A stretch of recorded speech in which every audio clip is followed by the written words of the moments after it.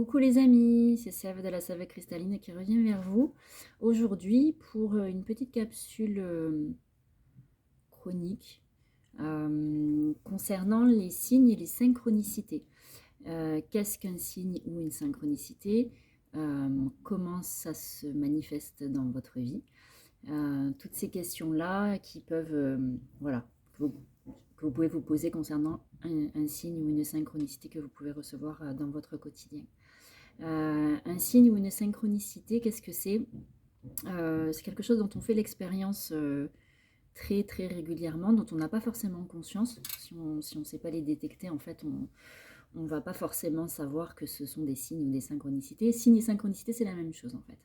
Clairement, ce sont des petits événements, ce que j'appelle de petits événements qui se produisent dans votre vie au cours de votre journée et qui viennent donner une réponse à une question que vous vous posez ou qui viennent confirmer euh, quelque chose euh, pour lequel vous n'êtes pas sûr ou pour lequel vous avez un doute. Voilà.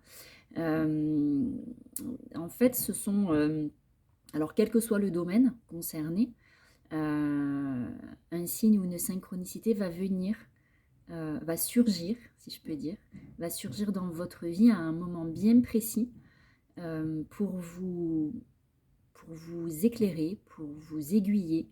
Euh, alors bien souvent, il peut y avoir plusieurs synchronicités à la suite sur une même journée, sur plusieurs jours, sur plusieurs semaines. En fait, ces synchronicités vont vous amener à aller jusqu'au bout d'une réflexion ou d'un cheminement particulier au moment de votre à ce moment-là en fait à l'instant T dans votre quotidien. Qu'est-ce que ça peut être? Euh, une synchronicité, un signe, ça peut être tout, absolument tout. Ça peut être un signe visuel, ça peut être un signe auditif, ça peut se manifester via un rêve.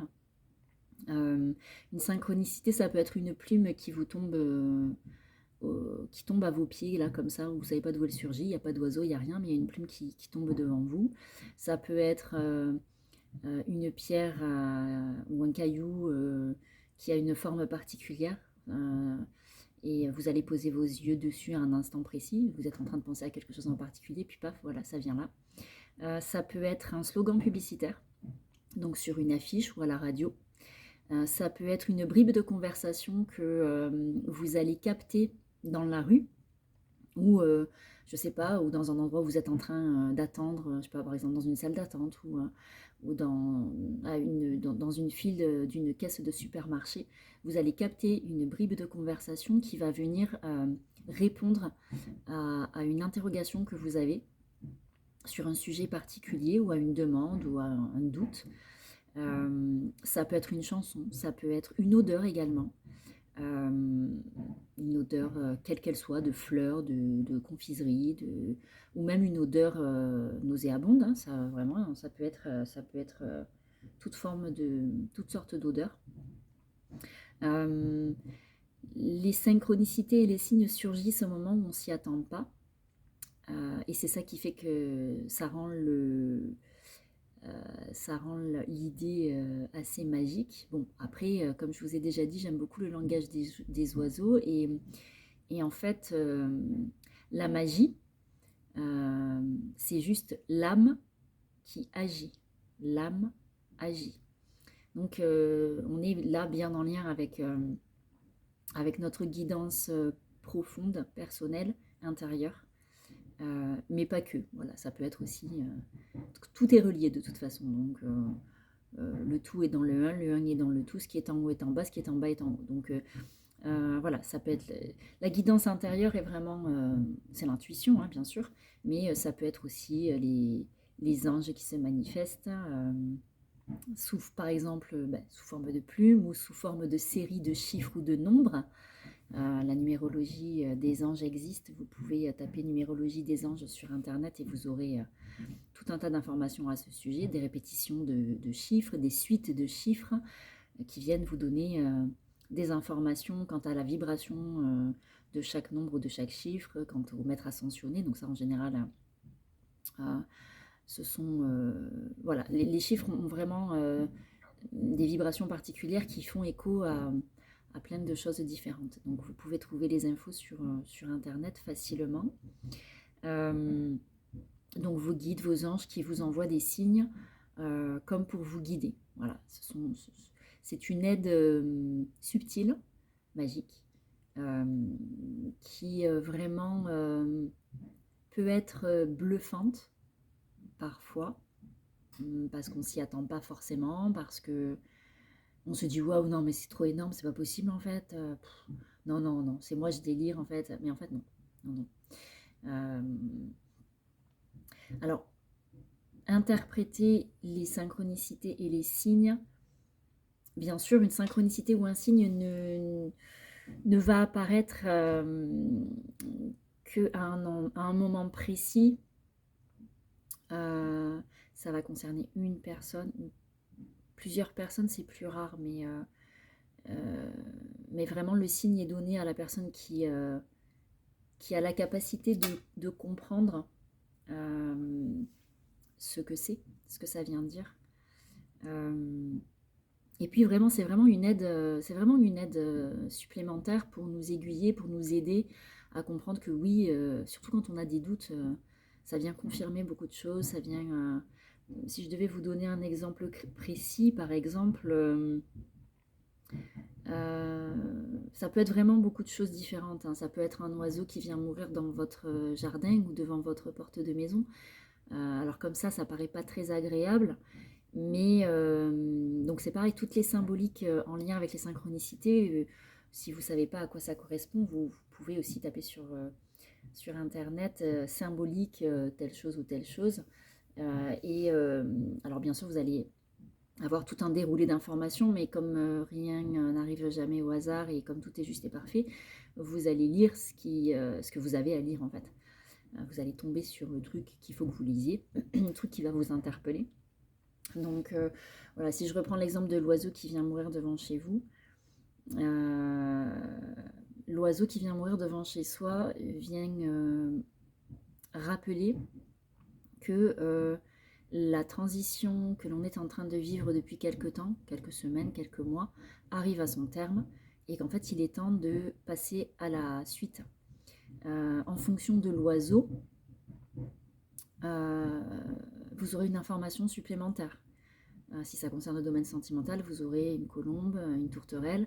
Si ça concerne le milieu professionnel, vous aurez un autre oiseau, etc., etc. En fonction des oiseaux, vous avez une info supplémentaire, une précision supplémentaire.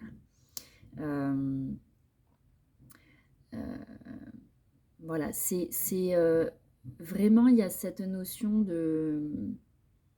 d'être attentif à ce qui nous entoure. Et d'être ouvert à ce qui peut se présenter. Voilà. C'est sûr que si on est dans un état d'esprit très rationnel, très figé, même voire très égotique, à vouloir absolument essayer de comprendre le pourquoi du comment, ça fonctionne moins bien. L'idée, c'est vraiment d'être ouvert à ce qui peut se présenter et quelle que soit la chose qui puisse se présenter, que ce soit farfelu ou pas, en fait, il n'y a pas d'idée de farfelu, c'est juste, voilà, ce qui se présente, c'est là, et juste être ouvert et attentif à ce qui est. Alors, on peut au début ne pas percuter, et puis percuter plus tard sur une synchronicité, ou ne pas la comprendre et la comprendre plus tard. On ne sait pas pourquoi, d'un seul coup, paf, on comprend. Voilà, la lumière s'allume au plafond, comme je dis. Au fur et à mesure du temps, au fur et à mesure du fait qu'on fait l'expérience de synchronicité et de signes, on apprend à les voir, on apprend à les comprendre. Parce que forcément, voilà, c'est un petit peu comme quand on apprend à conduire. D'abord, il faut réfléchir à alors, qu'est-ce que je dois faire pour passer une vitesse. Ok, j'appuie sur la pédale sur l'embrayage, je passe la vitesse, je relâche et j'accélère en même temps. Il y a cette espèce de mécanique un peu scolaire à mettre en place. Mais finalement, c'est ça. C'est apprendre à être dans l'observation, dans le recul, pour pouvoir voir le signe. Euh, alors après, l'idée, c'est pas non plus d'en voir partout, hein, on est d'accord, mais voilà, les choses qui sont percutantes et qui nous, ouais, qui nous percutent. Euh, bon, bah là, ok, on peut dire non, non, mais c'est rien, c'est des conneries, c'est pas.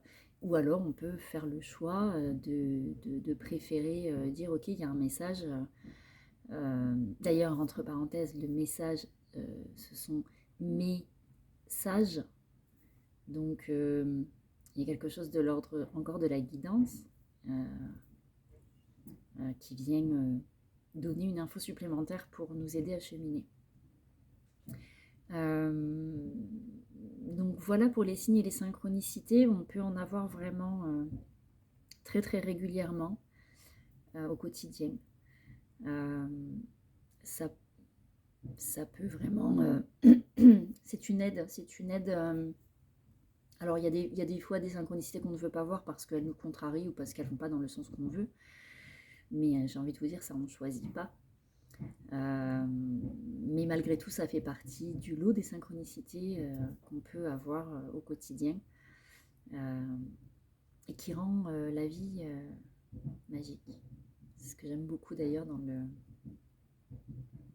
dans l'aspect signe et synchronicité, c'est au moment où on s'y attend pas que paf, ça nous percute en fait et waouh, en fait, ça nous ramène à notre juste place.